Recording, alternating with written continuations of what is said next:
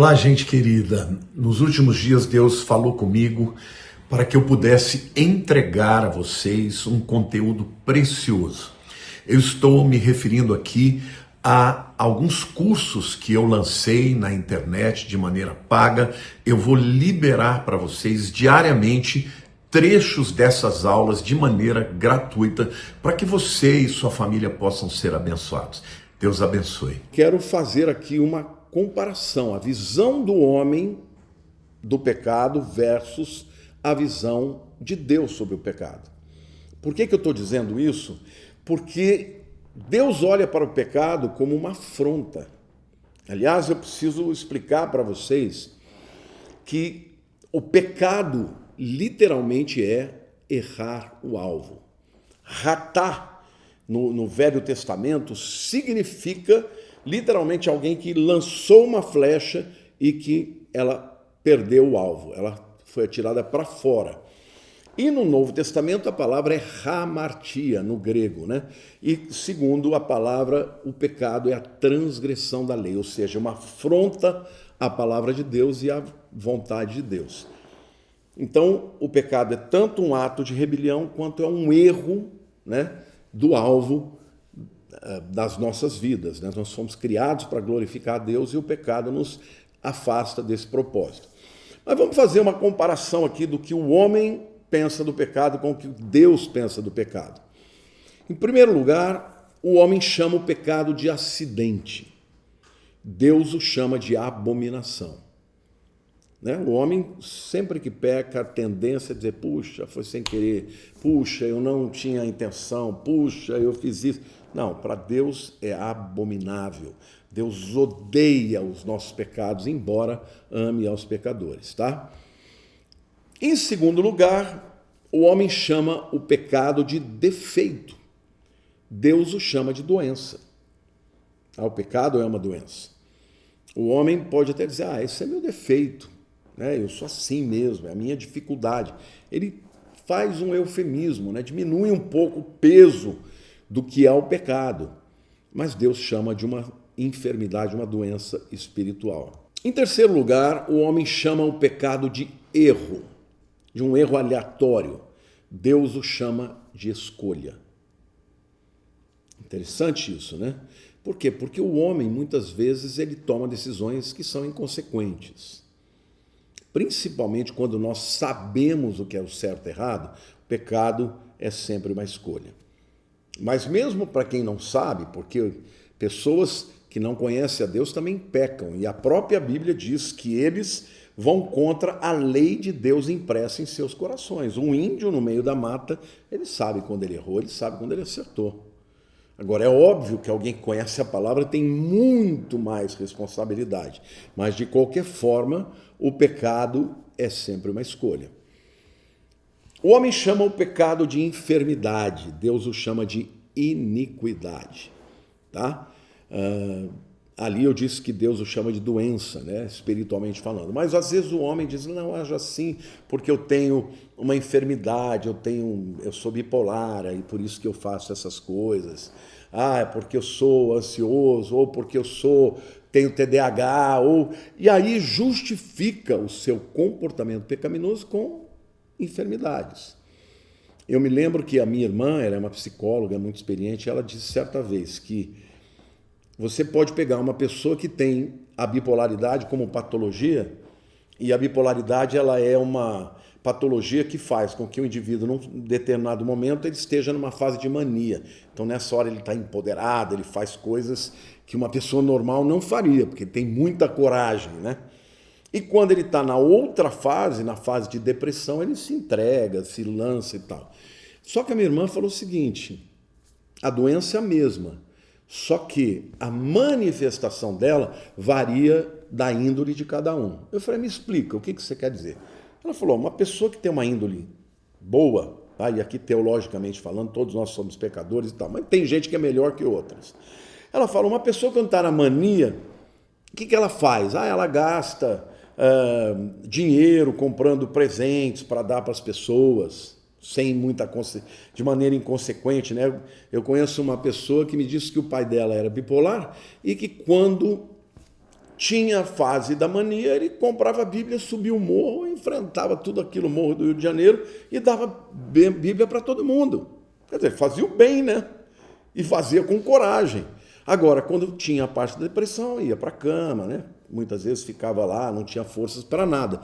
Agora, tem outras pessoas que na fase de mania sai, aí atira, ataca os outros, briga. Por quê? Porque a índole está dentro de si. Então, justificar o pecado e um comportamento pecaminoso dizendo que é uma enfermidade não está certo. Deus chama o pecado de iniquidade, tá bom? O homem chama o pecado de luxúria. Deus o chama de lepra. É muito sério isso, porque luxúria parece que tem em volta o que? Glamour, riqueza, beleza, maravilhoso, né? E Deus olha para isso e fala, isso é uma lepra que vai destruir a sua vida. O homem chama o pecado de liberdade. Deus o chama de iniquidade e de cadeias. O homem chama o pecado de engano. Deus o chama de maldade. Eu fiz isso porque eu fui enganado. Né? Foi o que Adão falou, ele pecou. Deus falou, olha, não coma dessa árvore aqui, esse fruto está proibido. E aí ele comeu, ele disse, olha, a minha mulher me deu. Aí foi falar com a mulher, ela falou, a serpente me ofereceu e ela me enganou. Não, pecado não é engano, pecado é maldade. Em 8º lugar, o homem chama o pecado de fraqueza. Deus o chama de obstinação. Olha, gente, todos nós temos tentações. E todos nós temos áreas de fraquezas que se tornaram fraqueza na medida que nós demos lugar para o inimigo. Quanto mais você se entrega para o pecado, mais ele tem domínio sobre você, mais fraco você é. Mas antes disso, é uma escolha obstinada de desobedecer a Deus. Então, isso vale para mim, isso vale para você. Nós temos que olhar para o pecado como uma coisa séria e clamar a Deus, nos arrependemos dos nossos pecados, se não queremos afrontar a Deus e sermos depois culpados por isso. Então, são duas perspectivas em que o homem sempre diminui, né, a responsabilidade, a sua responsabilidade quanto ao pecado, mas Deus, que tem a última palavra, enxerga de maneira diferente. Eu quero em seguida falar sobre 3 provas das Escrituras sobre a malignidade do pecado. Gente, o pecado separa quem o comete de Deus. Definitivamente, bastou um só pecado, tá? A Bíblia diz, todos pecaram e destituídos estão da glória de Deus. Então separa definitivamente, porque um pecado já macula o homem por um todo, a menos, salvo, que ele obtenha a redenção que há em Cristo. Porque a redenção nada mais é do que o ato de Jesus ter comprado todos nós que éramos escravos do pecado e nos libertou, né? A figura da redenção era alguém que ia no mercado de escravos, numa praça pública, na Ágora, e ele lá escolhia o escravo, pagava o preço, libertava o escravo, mas ele tinha que ser escravo dele. Mas esse indivíduo falava, olha, eu te comprei, mas eu vou te libertar. Isto é chamado de redenção. Foi o que Cristo fez por nós. E nós fizemos a escolha de sermos dele, né, e vivemos para ele. Isaías 59 diz assim, mas as vossas iniquidades fazem separação entre vós e o vosso Deus. Está vendo? Iniquidade, pecado separa. E os vossos pecados encobrem o seu rosto de vós, para que vos não ouça. Então, o pecado é real e tem consequências profundas, definitivas, de separar o homem de Deus. O pecado é muito real e tem consequências terríveis. Eu quero dar algumas provas para vocês sobre essas consequências e quão terríveis elas são. A primeira prova é a prova angelical. Ou seja, o pecado nasceu no coração de Lúcifer e do nada. A Bíblia diz, até que se achou. Brotou lá, né? Ele foi criado perfeito por Deus e com um papel extraordinário de conduzir os exércitos celestiais na adoração ao Deus Altíssimo. Sua tarefa era servir sábia e maravilhosamente ao Criador. Mas um dia, sem nenhuma razão aparente, seu coração foi obscurecido pelo pecado e ele se rebelou contra Deus. Isso está lá em Ezequiel 28, versos 14 e 15. Tu eras querubim da guarda ungido e te estabeleci. Permanecias no monte santo de Deus, no brilho das pedras andavas. Perfeito eras nos teus caminhos, desde o dia em que foste criado até que se achou iniquidade em ti. A segunda prova é a prova humana, dos efeitos destrutivos do pecado. Adão, ele foi criado à imagem e semelhança de Deus. Foi criado perfeito. Deus o colocou no Éden, um lugar perfeito, onde era pleno da presença de Deus, onde ele tinha toda a segurança do mundo e toda a plenitude do amor de Deus. Ainda assim, quando ele e sua mulher Eva foram tentados pelo diabo, eles caíram, e a consequência, destruição e morte. Gênesis 3:7 diz: abriram-se então os olhos de ambos, Adão e Eva, e percebendo que estavam nus, coseram folhas de figueira e fizeram cintas para si. Então vimos a prova angelical, vimos a prova humana de que o pecado realmente é destrutivo. Agora vou dar a prova divina.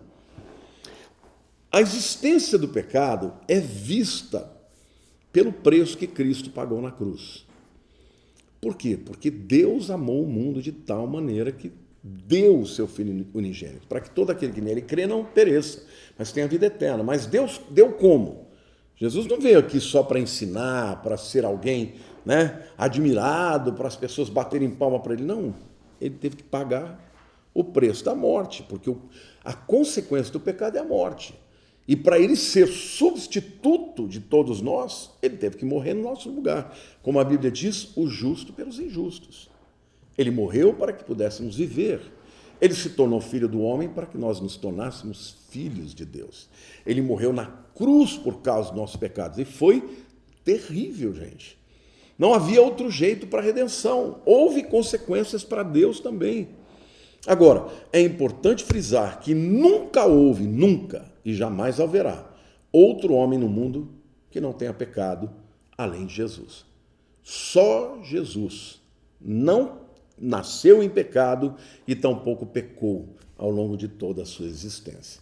Então, ainda que ele nunca tenha pecado, ele sofreu as consequências profundas do pecado, morrendo em nosso lugar. Para quê? Para vencer o pecado e nos prover do perdão dos pecados e nos dar a vida eterna.